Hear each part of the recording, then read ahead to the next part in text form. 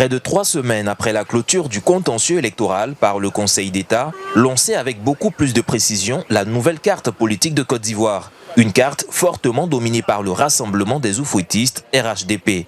Et depuis la proclamation des résultats, certains candidats indépendants, vainqueurs face au RHDP dans certaines localités, sont venus donner leur victoire au parti au pouvoir.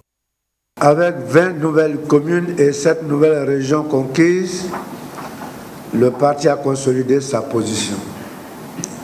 Il réalise un taux de progression de 15% sur les communes et 23% sur les régions par rapport à 2018.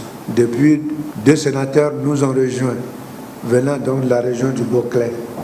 Ce qui fait pour le RHDP 58 sénateurs, c'est 64.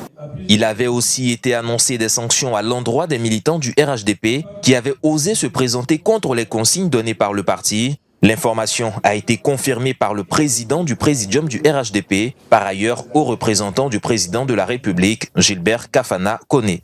Vous avez parlé de 40 personnes, je dois vous dire que nous avons plus de 300 militants qui ont été sanctionnés avec des niveaux de fonction divers. Alors, les sanctions sont les sanctions. Une faute commise a été sanctionnée.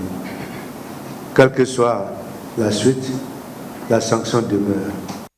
Cette 20e séance du directoire du RHDP devrait donc permettre de tirer les leçons et poser les bases des futures échéances législatives et présidentielles. Rappelons aussi que certaines élections avaient été annulées dans certaines localités à l'issue du contentieux électoral. Ces élections seront reprises le samedi 2 décembre 2023.